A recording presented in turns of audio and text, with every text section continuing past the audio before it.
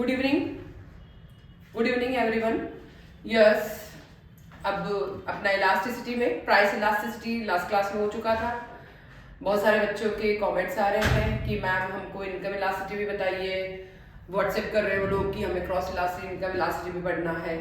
एक बच्चे ने तो बिहार वाला स्टूडेंट है, बहुत खुश हो रही मैं उससे। थैंक यू बेटा, थैंक यू। आपने जो मेरे को लिखा है व्हाट्सएप पे, तो मुझे बहुत खुशी हुई आपकी बात सुन के कि आप इतना पसंद कर रहे हैं वीडियो को और इतने अच्छे से लिख रहे हैं आप। तो मुझे बहुत अच्छा लिख रहा है कि आप इस तरीके से इसको लाइक कर रहे हैं और आपको इसमें इतना यूजफुल लग रहा है कि आप सीए फाउंडेशन वाली क्लासेस में इसको बहुत यूज दे रहे हैं। कोई बात नहीं, चलो नेक्स्ट क्लासेस नेक्स्ट में और अपन अच्छे से करेंगे। बट अपने जितने भी फ्रेंड्स हो आप उन सबको बोलो कि सब लोग इसको पढ़ें तो उनके लिए यूजफुल है। बट एक ही ध्यान रखें कि कमेंट भी करना है और सब्सक्राइब भी करना है। तो ज़्यादा से ज़्यादा सब्सक्राइब करो, ज़्यादा से ज़्यादा कमेंट करो और ज़्यादा से ज़्यादा व्हाट्सएप अपने मेरे नंबर है मैंने दे रखे हैं आप लोग को, उस पर आप लोग कॉल भी कर सकते हैं, व्हाट्सएप भी कर सकते हैं। आज अपन अभी स्टार्ट करने वाले हैं। प्राइस इलास्टिसिटी हो चुका है अपना, अब है इनकम इलास्टिसिटी। इनकम इलास्टिसिटी उसी की अगर अपन बात करें, इनकम इलास्टिसिटी का मतलब क्या होता है? इसका मतलब है कि इनकम में परसेंट चेंज करने से क्या होता है? इनकम में परसेंट चेंज करने से डिमांड में जो परसेंट चेंज होता है तो वह इनकम इलास्टिसिटी होती है। इनकम में परसेंट चेंज किया जाए उसके कारण डिमांड में जो परसेंट चेंज होता है वह इनकम इलास्टिसिटी होती है।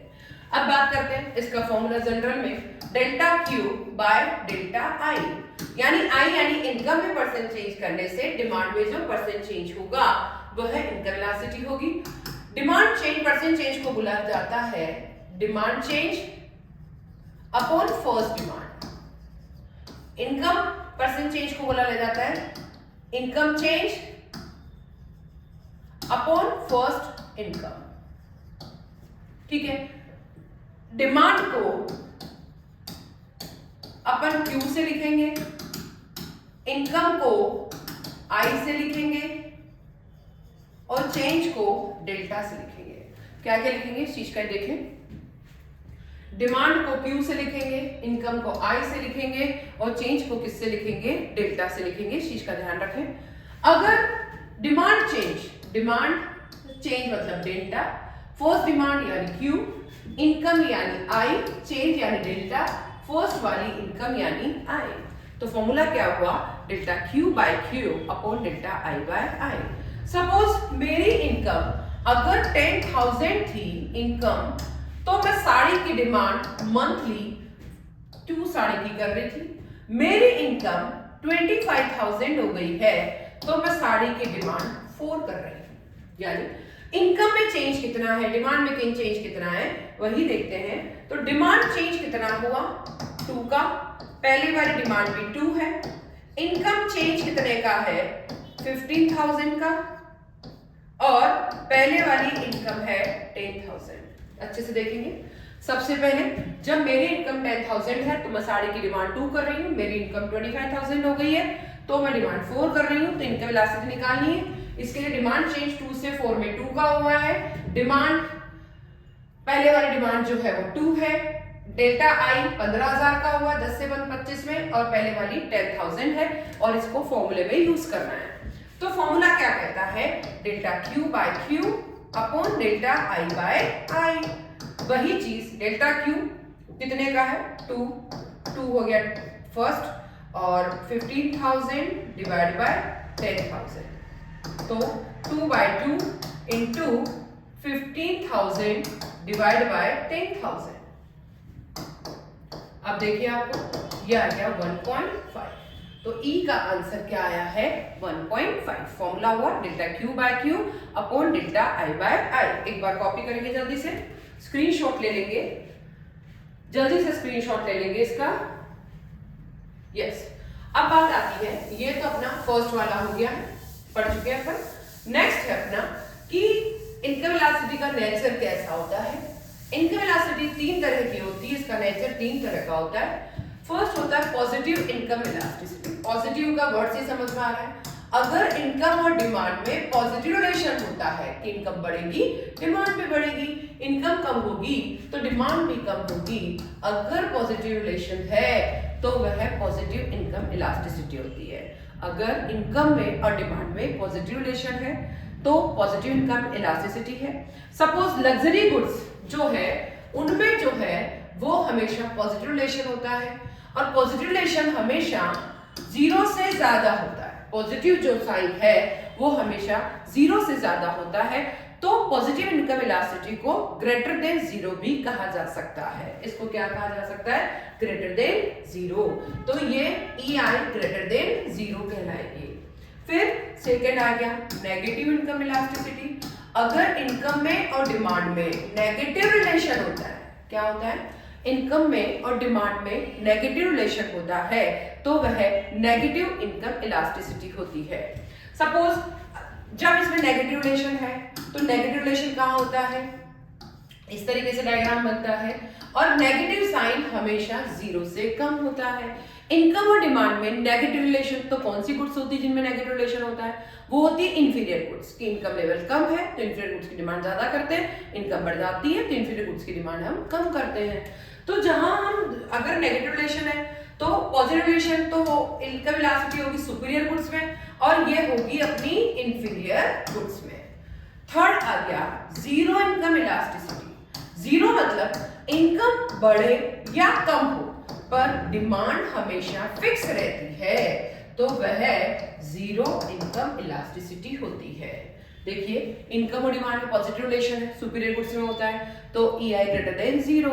इनकम और डिमांड में नेगेटिव रिलेशन होता है तो EI लेस देन 0। इनकम कितनी बढ़े या कम हो पर डिमांड आपकी फिक्स रहती है तो EI इनकम बढ़े या बढ़े, इनकम और डिमांड में पॉजिटिव रिलेशन होता है तो ग्रेटर देन 0। इनकम डिमांड में नेगेटिव रिलेशन होता है तो लेस देन 0। इनकम बढ़े या कम हो पर डिमांड आपकी फिक्स रहती है तो इक्वल टू 0। ठीक है, अब बात आती है स्क्रीनशॉट ले लीजिए जल्दी से स्क्रीनशॉट ले लीजिए आप लोग। अब बात आती है कि ये जो इनकम इलास्टिसिटी की डिग्रीज कितनी तरह की होती है वो अपने को पढ़ना है। अब अपन डिग्रीज की बात करें, फर्स्ट होती है E equal to infinite. Infinite का मतलब हो गया इनकम में 0 चेंज, फिर भी डिमांड में मोर चेंजेस। ठीक है, मोर चेंजेस माना कि मैं 20, 10 कुछ भी ले लेती हूँ तो ऐसी कंडीशन में demand change upon income change और 20 डिवाइड बाय 0 और नंबर में जीरोस किसी भी नंबर में 0 से डिवाइड करेंगे, इन्फिनिट आ गया। इसका डायग्राम एक्स अक्ष के पैरेलल बनता है और ये हॉरिजॉन्टल स्लॉप होता है। इनकम 10,000 पर फिक्स है पर फिर भी पहले इनकम जब आपकी 10,000 थी मेरी तो मैं 2 साड़ी ला रही थी, इनकम में चेंज नहीं हुआ, मेरा शौक बढ़ गया है तो मैं 10 साड़ी ला रही हूँ। इनकम में कोई चेंज नहीं हुआ, इनकम तो मेरी 10,000 की 10,000 ही है पर अगर मैंने डिमांड उसकी बहुत अधिक बढ़ा दी है तो इसका मतलब ये क्या कहलाएगा? E equal to infinite. इसका डायग्राम हमेशा कैसा बनेगा? Horizontal slope. कैसा बनेगा इसका डायग्राम?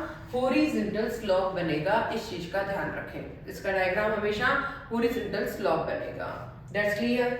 एक बार स्क्रीनशॉट ले ले, E इक्वल टू इन्फिनिट का स्क्रीनशॉट ले ले जल्दी से। अब ये तो हो गया है। नेक्स्ट है अपना yes E greater than 1। E greater than 1 बोले या हाईली इलास्टिक बोले एक ही बात है कि अगर इनकम चेंज कम है डिमांड चेंज ज्यादा है। अगर ये 10% है तो ये 20 है। Demand change upon income change 20 divide by 10 2 आ रहा है। E का आंसर 2 है तो 2 ग्रेटर देन 1 हुआ। अब इसका डायग्राम पॉजिटिव है तो पॉजिटिव ही बनाना पड़ेगा। ठीक है ना, राइट टू लेफ्ट डायग्राम बनेगा मतलब पॉजिटिव स्लॉपिंग रहेगा। तो यहां देखिए इनकम जब मेरी 10,000 थी तो मैं 2 साड़ी की डिमांड करती थी। इनकम मेरी थोड़ी सी चेंज हुई है, 10,500 हुई है, फिर भी मैंने डिमांड जो है यहाँ पर 5 कर दी है। इनकम में थोड़ा सा चेंज है पर डिमांड में बहुत अधिक चेंज कर दिया है तो ऐसी कंडीशन में E ग्रेटर देन 1 होगी। जल्दी से स्क्रीनशॉट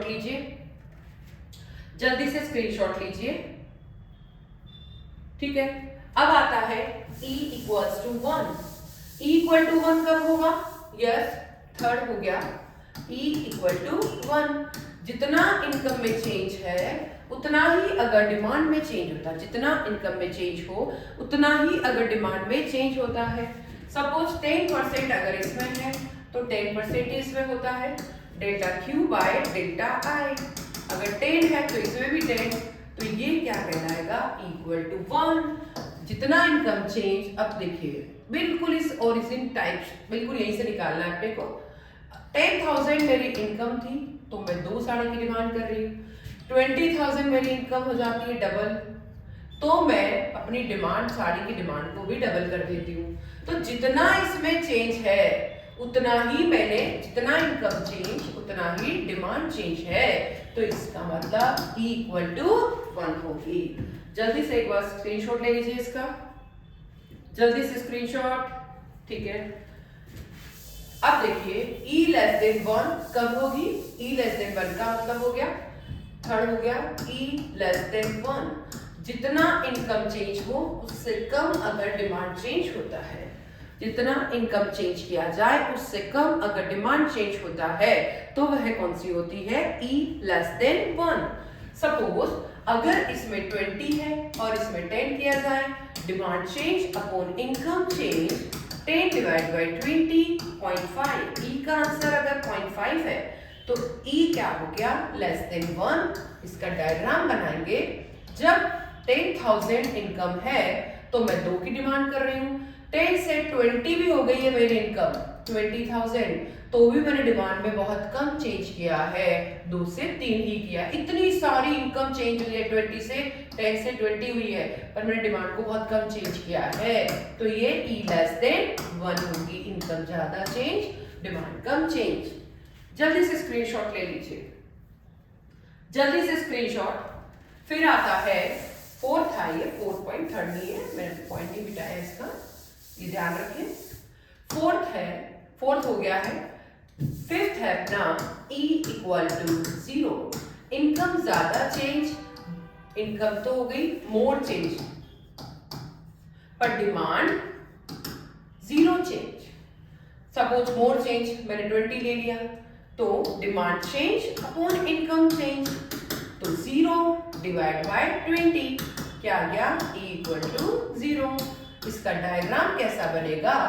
देखिए 10,000 इनकम है तो भी मैं 2 डिमांड करूंगी। पेन देखे तो अपना बार बार गिर जाता है, कोई बात नहीं। 10,000 इनकम है तभी मैं 2 डिमांड कर रही हूँ। 20,000 इनकम में है तो अब भी मैं 2 ही डिमांड कर रही हूँ।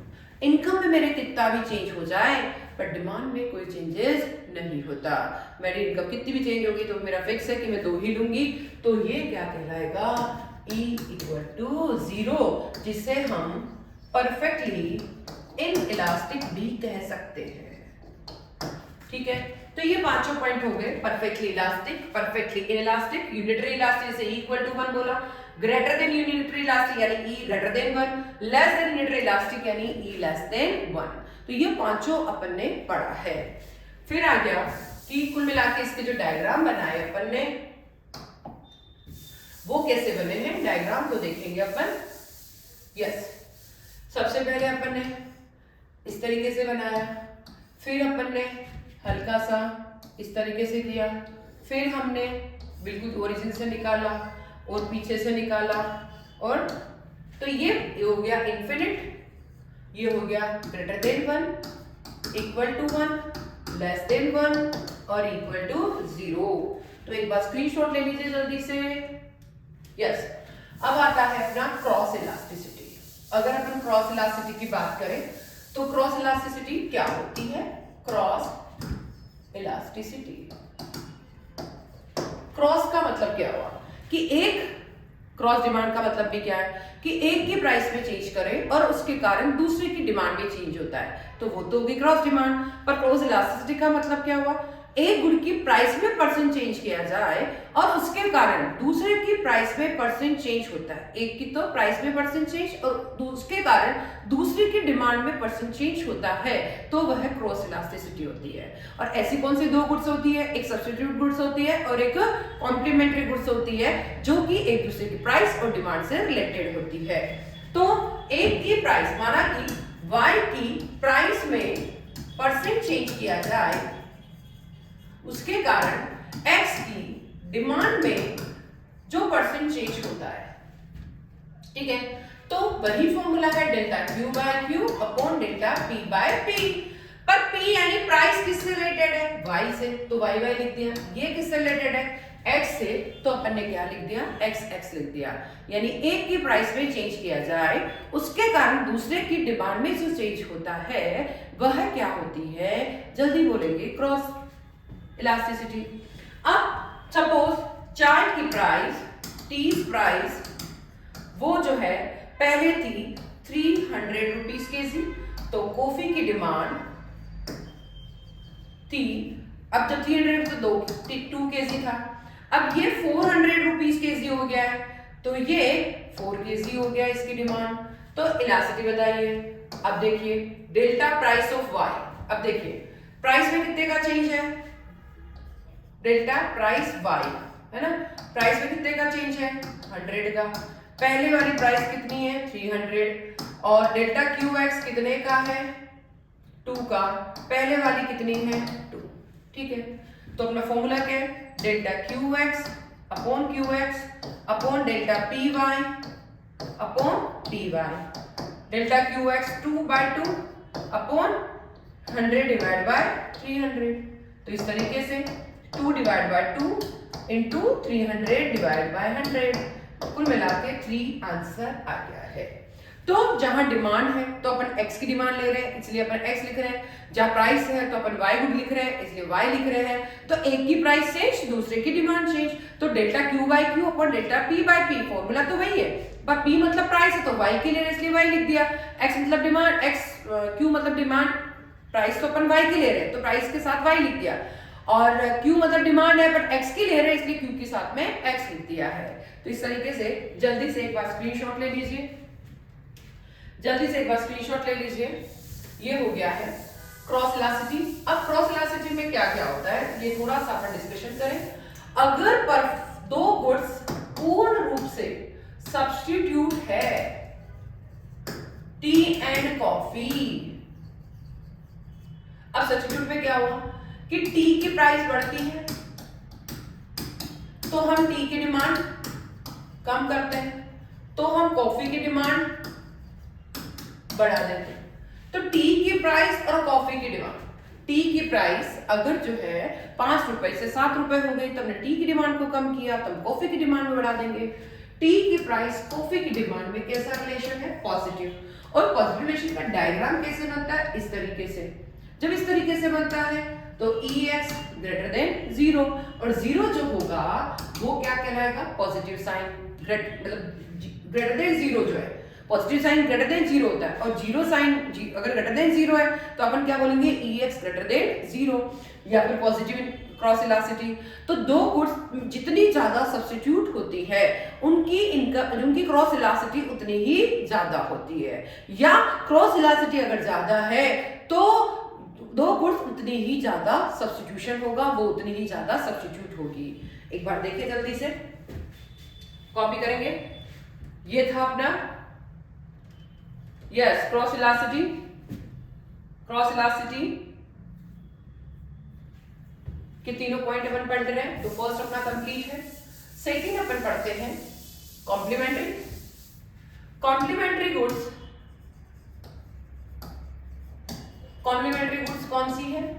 Pen and ink. अगर पेन की प्राइस बढ़ती 25 रुपए से, सॉरी बढ़ती है, पेन का प्राइस बढ़ गया तो हमने पेन का डिमांड कम कर दिया। जब पेन की डिमांड नहीं करेंगे तो इनकी डिमांड अपने आप ही कम हो जाएगी। तो एक की प्राइस में परसेंट चेंज, दूसरे की डिमांड में परसेंट चेंज, तो पेन की प्राइस और इनकी डिमांड में नेगेटिव रिलेशन है। पेन की प्राइस बढ़ेगी तो हम पेन की डिमांड को क्या कर देंगे? कम। जब पेन की डिमांड कम हो जाएगी तो इनकी डिमांड अपने आप कम हो जाएगी। तो पेन की प्राइस और इनकी डिमांड दोनों में कैसा रिलेशन है? नेगेटिव। नेगेटिव रिलेशन है, नेगेटिव साइन हमेशा 0 से कम होता है। तो यहाँ नेगेटिव साइन है तो EX लेस देन 0, और नेगेटिव का डायग्राम इस तरीके से बनेगा EX लेस देन 0। अब अपन ये कह सकते हैं कि दो गुड्स जितनी ज्यादा कॉम्प्लीमेंट्री होती है उनकी क्रॉस इलास्टिसिटी नेगेटिव या फिर बहुत ही कम होती है, या जिन जो क्रॉस इलास्टिसिटी नेगेटिव होती है उनका दो गुड्स वो अपने आप में बहुत ज्यादा कॉम्प्लीमेंट्री होती है। तो इस तरीके से भी अपन बोल सकते हैं। तो एक बार जल्दी से स्क्रीनशॉट ले लेंगे इसका, जल्दी से स्क्रीनशॉट ले लेंगे। अब बात करते हैं अपन zero cross elasticity. Zero cross elasticity का मतलब क्या होता है? जीरो कि दो गुड्स जो इंडिपेंडेंट होती है, अपन इसको जीरो की जगह ये भी कह सकते हैं दो गुड्स जब इंडिपेंडेंट होती है जिनका आपस में कोई रिलेशन नहीं होता, जैसे शूज और मिल्क। क्या शूज और गुड्स आपस में कोई रिलेटेड है? क्या नहीं है, इनका आपस में कोई रिलेशन नहीं होता। दो गुड्स ऐसी है जिनका आपस में कोई रिलेशन नहीं है, और जब इनका आपस में कोई रिलेशन नहीं होगा तो इसका मतलब ये क्या होगी, जो है इंडिपेंडेंट होगी, नॉट रिलेटेड। ऐसा नहीं है कि शूज की प्राइस कितनी ही बढ़ जाए पर मिल्क की डिमांड पे नो इफेक्ट, कोई इफेक्ट नहीं आएगा। क्या ऐसा कभी देखा है कि शूज की प्राइस बढ़ गई, जो हमने 500 रुपए के शूज सोचे थे और 1000 रुपए के शूज आए, तो हमने मिल्क की डिमांड 2 किलो लाते थे, हम आधा किलो लाने गए? ऐसा तो पॉसिबल ही नहीं है कि हम शूज का प्राइस बढ़ गया इसलिए हमने मिल्क का डिमांड क्या कर दिया है, कम कर दिया। ऐसा कभी भी पॉसिबल नहीं होगा कि दो गुड्स जो आपस में बिल्कुल भी रिलेटेड नहीं है, जैसे मिल्क और शूज, इनका आपस में कोई रिलेशन नहीं है, इंडिपेंडेंट है। और इंडिपेंडेंट है तो शूज की प्राइस कितनी बढ़ जाए पर मिल्क की डिमांड पे कोई इफेक्ट नहीं आएगा। यस, और इसीलिए जब इफेक्ट नहीं आएगा कि भाई 500 रुपए से 1000 रुपए अगर आए हैं शूज की प्राइस, तो मिल्क की डिमांड पे कोई इफेक्ट नहीं आएगा। पहले भी 2 किलो ला रहे थे, आज भी 2 किलो ही लाएंगे, तो इसीलिए EX इक्वल टू 0। तो जितना ज्यादा सब्स्टिट्यूशन होगा उतनी ज्यादा क्रॉस इलास्टिसिटी होगी, जितनी ज्यादा कॉम्प्लीमेंट्री उतनी कम यानी नेगेटिव होगी। और दो गुड्स जिनका आपस में कोई रिलेशन नहीं है उनकी 0 होगी, क्योंकि उनका आपस में कोई रिलेशन नहीं होता है। जैसे दूध और शूज की प्राइस कितनी बढ़ जाए पर दूध की डिमांड पे इतना इफेक्ट नहीं आता है। तो जल्दी से जल्दी सब्सक्राइब करिए, सब्सक्राइब करना ना भूले, कमेंट व्हाट्सएप पे करें, जैसे पिछली बार अपने बिहार के बच्चों ने किया है, झारखंड के बच्चों ने किया है, एक बच्चा उदयपुर का पढ़ रहा है, उसने उदयपुर के बच्चे ने भी जो है अपना लिखा है। तो नमन, थैंक यू, बहुत बहुत धन्यवाद उदयपुर के नमन को जिसने मेरे को व्हाट्सएप किया है, कोई प्रॉब्लम पूछ रहा है। तो नमन बहुत बहुत थैंक यू, मैंने आपकी प्रॉब्लम सॉल्यूशन भी आपके व्हाट्सएप पे डाल दिया है, थैंक यू। तो एक बार अपन स्क्रीनशॉट भी लेना चाहेंगे, पहले इसका स्क्रीनशॉट ले लें अपन जल्दी से स्क्रीनशॉट ले लें। अब मैं इसको भी हटा देती हूँ और ट्राई करते हैं अपन कि आपका जो है वो पहले से ज्यादा आ जाए, आपकी बड़ी आ जाए स्क्रीन्स, बड़ी स्क्रीन हो जाए, मतलब आप पढ़ सके इसको इजीली।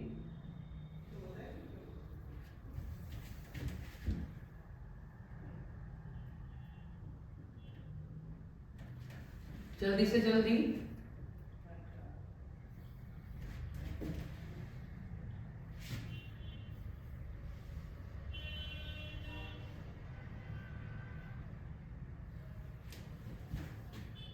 यस, फटाफट से स्क्रीनशॉट ले लें। मैंने आपके लिए सब बड़े कर दिए हैं, थ्योरी जो है आप अच्छे से पढ़ सकते हैं।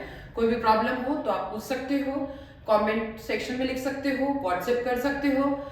दमन को मैंने सारी प्रॉब्लम बता दी है, झारखंड वाले बच्चों को भी बता दी है। Thank you everybody. मैं आपको 1 सेकेंड या मिनट का टाइम दूंगी, आप फटाफट से स्क्रीनशॉट लें, जो भी कॉपी करना है थ्योरी को वो कर लें। Thank you everybody.